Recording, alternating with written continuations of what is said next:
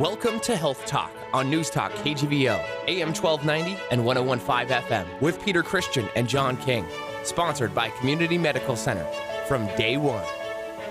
All right, welcome everybody. It is Health Talk. I'm Peter Christian. That is the aforementioned John King. Joining us here in studio, Dr. David Lechner, Chief Medical Officer at Community Medical Center and also the President of the Community Physicians Group. Good morning. So first of all, good morning, sir. Thank you. You beat me to it. How are you? I'm doing great. All right, tell us a little bit about Dr. Lechner, and where you came from, and a little bit of your history, if you would. So I'm originally a Montana native. My family's still in Billings area. Grew up there. Went to high school. Now, if you're a politician, I'd have to ask: are you fifth generation, sixth generation?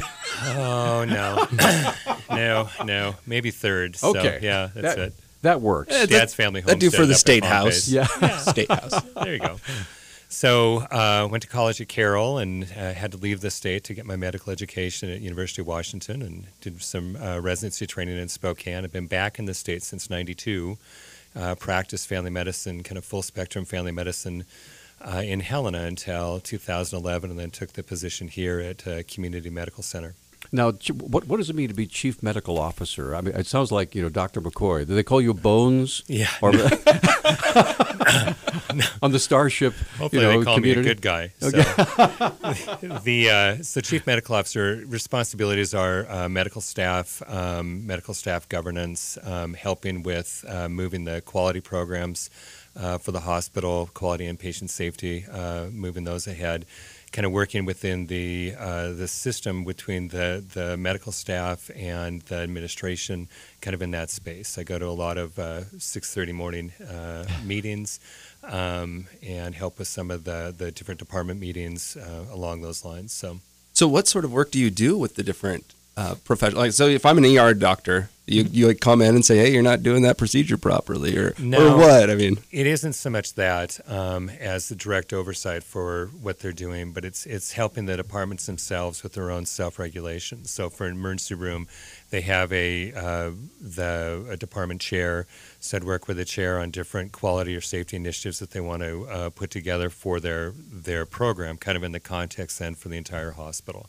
So. Gotcha. So you're trying to helping them develop best practices for not getting readmissions and all this stuff. That's correct. Okay, that's correct. And helping as a resource for them if they've got questions about how do I do this. Also, kind of connecting the dots. That each of the every hospital has a lot of departments, and how do you work to keep the departments talking with themselves together so that they can bring a project forward. Nothing really happens in a silo. It all is interconnected between the different departments in the hospital. So when we're talking about the interconnectivity of the different parts of the hospital, what sort of things cross over? It seems to me like sanitation and the best practices for that sort of thing would be the same across the spectrum, but are they very different? Or no, I mean that base level doesn't change so much. But take, for instance, a complex situation of just admitting a patient to the hospital. So a patient generally comes in through the emergency room or direct admission from the office. Start in the emergency room, contact with ER staff, both the nursing staff and the physician staff there. Decision made to be transferred to be admitted. You then connect the communication with the floor, which is medical floor, for instance, and the physicians that are there. Also, the handoff that occurs between the nursing staff to nursing staff. And then if there's any lab, x-ray, any other procedures that need to be done, or a consult's called with yet another physician, or so those are all kind of complicated events with lots of steps and lots of people. Now, is that communication primarily done electronically, or is it done person to person, or is that something that you oversee to make sure it goes kind of seamlessly? Yes to all, but our medical staff has made a commitment, and I think it's true for most. Best practice is truly, doctor to doctor communication. Same with the nurse. The nurses do a handoff, ideally. What's called a bedside handoff with the patient in like the a room football in the space. That's right. Yeah, and you don't want to fumble. I mean, all the analogies work, especially right? if you're doing a bedpan handoff. That's that would right. be a bad fumble. You don't want to drop that one. That's a bad boy. So those, That's a so big penalty right there. the best communication is truly person to person. The electronic world is encouraging people to do more electronically, but you don't get the nuance of what's happening with the patient in an email. So is it possible for a nurse, say on the floor, to call the emergency room and speak with the nurse that admitted this particular patient? Because there's some things in the chart maybe you don't understand, some nuances, that sort of thing. Always. Did that happen a lot? Absolutely. And honestly, the communication from the nurse that took the admission in the emergency room hands off directly to the nurse that's going to care for him on the floor. So, and if it doesn't happen for whatever reason, a charge nurse may get that patient before it gets to the regular nurse. Absolutely, communication's encouraged and supported. So are you at the forefront of helping all of the personnel deal with the modernization and using electronic records and stuff like that? It's all a part of how you do business these days. So do you have to teach people how to type and stuff? No, actually, surprisingly, that's less of an issue than it was. I mean, I've been fortunate enough in my career, and I guess in one regard, my senior partner in '94, I think, put the first electronic record in the state of Montana. So most of my career, I've been typing, and as we brought new partners on the next 10 years, some of them did not have a lot of typing skills, but docs these days actually know how to type. So. Well, now, one of the things I've learned, I mean, I've got an iPhone right here. I don't have to type anything if I don't want to. I can do talk text. You can. Is that something that the docs can do as well? Can they dictate? And the old dictation machines were big clunky things, but now the software like Dragon, whatever, can just virtually translate. It can. It takes work to make it work accurately. You still get some funny things that show up if you're not. Autocorrect. You don't want Siri to get the wrong leg amputated, I think. Yeah, that would be a bad thing. Yeah. So, but that does exist. There's a number of different voice recognition software programs for different applications in healthcare. So that is true. The nice thing about the clunky dictation machine before was that there was actually somebody transcribing on the backside that got to know your voice and your nuances. Right. And so the accuracy was pretty good. So it takes some work to make Dragon or any of the other voice recognition programs, be accurate. Well, that's one of the things you're working on continuously to try to perfect it, right? Life is a continual opportunity to work on perfection. That's true. Well, we're up against a break, but we haven't even gotten close to the one of the real reasons you're here. And I'm going to read this because this is very impressive. It's the Continuum of Integrated Care Delivery Model. Whew. Wow, that's a lot. Okay, we're going to talk about that. I'm going to let myself rest after that, and we'll take a quick break. By the way, we have lines open if you'd like to talk with Dr. David Lechner, Chief Medical Officer at Community Medical Center. Lines are open, 721-1290. We'll be right back.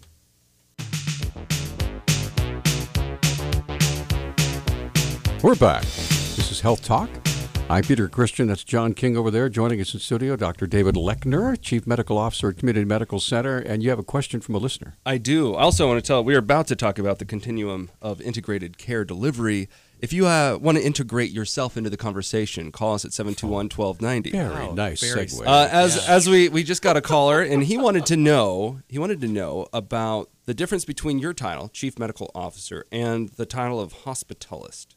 Are they similar? How are they different? They're different. No, a hospitalist is a full-time physician that is caring for patients in the hospital. Usually it's a medical floor internist or family practice doc, and that's all they do is they don't have an outpatient practice. They just do inpatient care.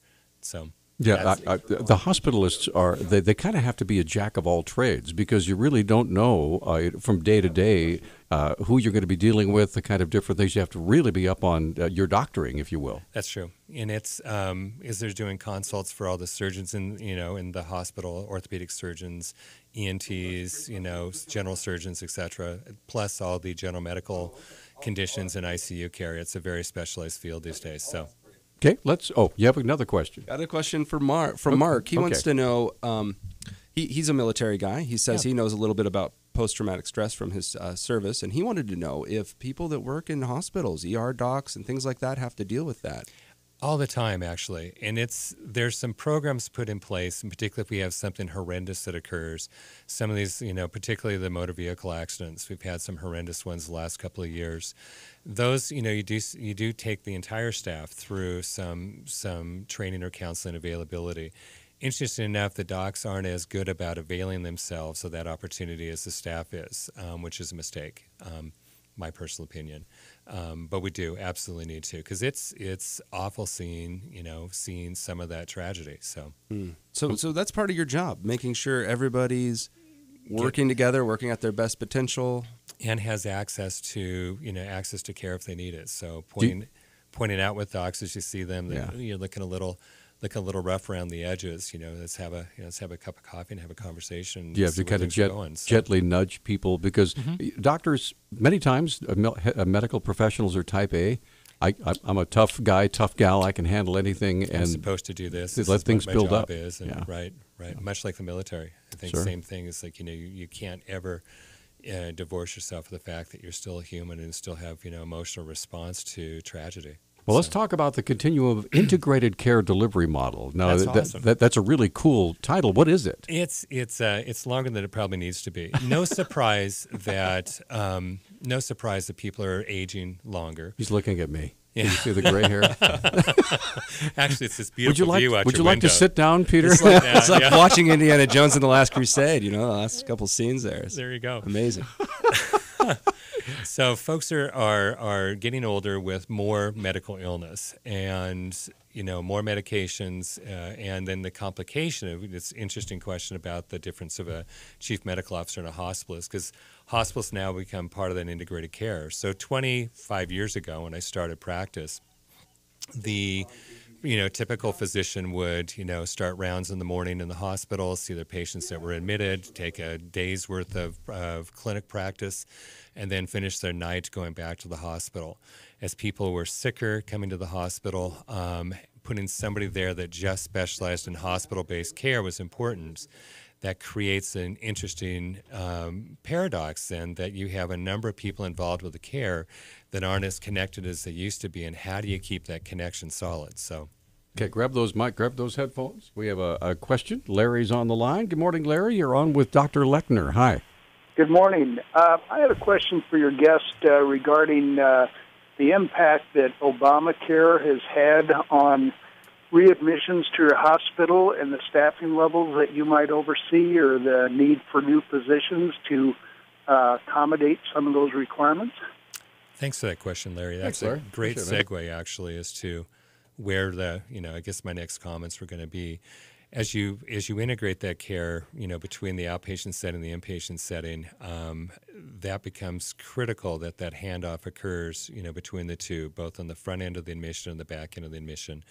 That penalty for readmissions is very real, and it should be. Having people readmitted to the hospital isn't the event that anybody had hoped for. So it is good that that's being focused upon. So that's part of the integrative care model, as we take social workers and care managers in the hospital, handing off directly with the professional staff, the social worker care management in the outpatient setting, that helps coordinate the visit back to the office. We know, and studies have shown, the sooner you get people back into their office with their primary care physician after hospitalization to make sure that their medications were filled.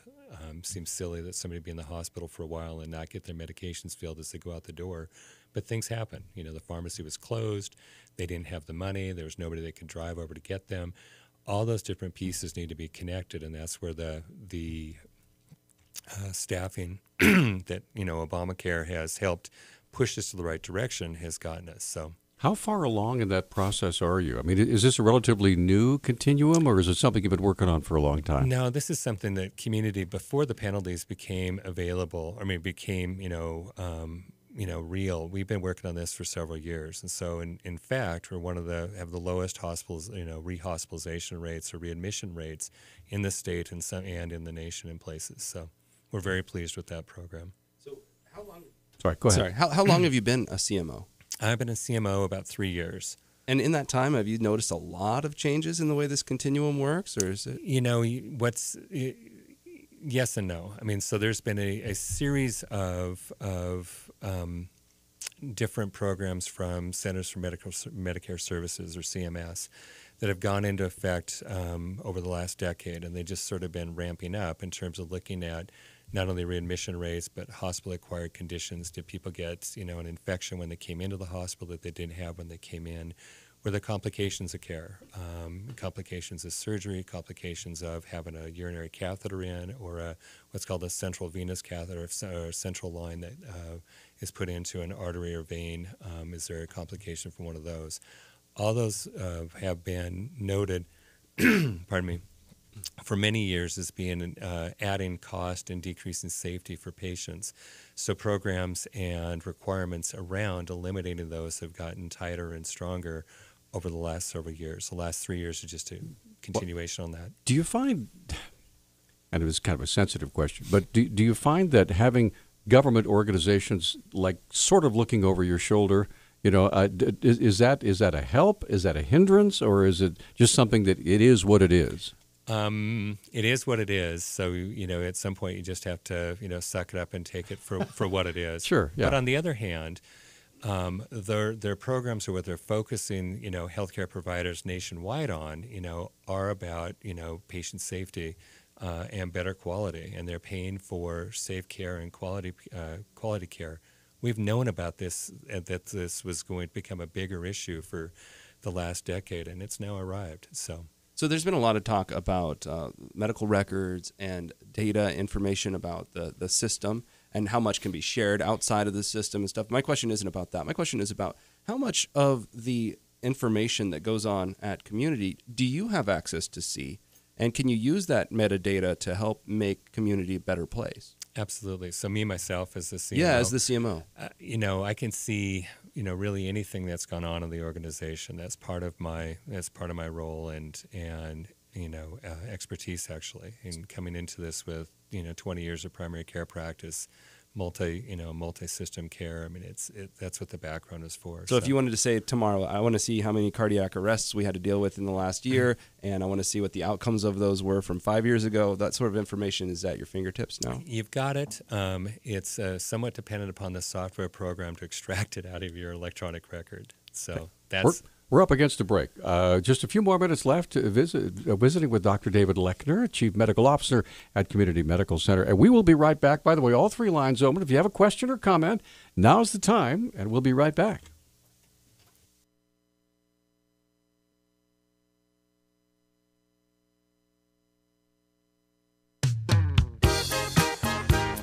Welcome back to Health Talk, sponsored by Community Medical Center from day one. Dr. David Lechner, kind enough to spend a half hour of his time joining us here this morning, answering our relatively silly questions. But we got the good questions from our folks on the phone. Barry, you are on with Dr. Lechner. Hi. Good morning, Dr. Lechner. How are you? Good morning. I'm doing well. Thanks for calling in. Yeah, there was a doctor on, I think it was last week, Dr. Furlong, I believe. I think, John, Peter, that's right. Yep. He was talking about... as he goes to these third world countries, they're able to drive the cost down of some of these surgeries quite dramatically. I mean, it's just unbelievable what they were doing and getting similar outcomes. If you could design something along the lines of that for this country where we had little community clinics or something, how much savings? And I know that's a tough question to answer, but I'm just kind of wondering how much of... You'd have to get the legal community on board. Yes, I understand that. And maybe it's a silly question, but I'm just kind of wondering what, we've got so many layers of additional costs that are driving this as opposed to just the actual, fee for service of the, Sure. the procedure. So I'm just kind of wondering, I know it's a tough thing to answer. We've got exactly 2 minutes, so let's let him answer that. Yeah. Thanks for the call, Barry. Thanks, Barry. Yeah, that's... there's a number of ways that I think every hospital is looking at trying to pull that down. I mean, cost of care is an important piece that we're all focused on. So some of it's legal. I mean, if you don't have the malpractice costs for for your providers is one. That's not fair to the attorneys that's the entire piece of it, though.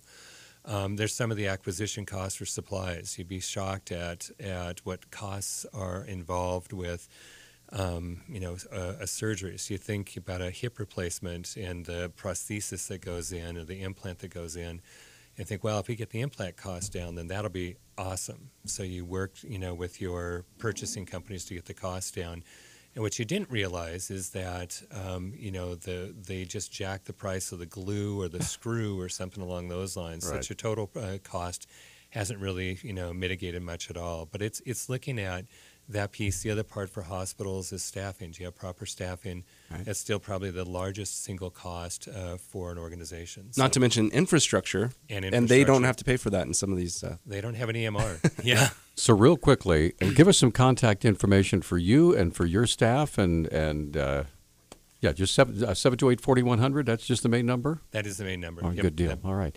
And to contact you, we just ask for Dr. Lechner. That'd be it. Yep. Super.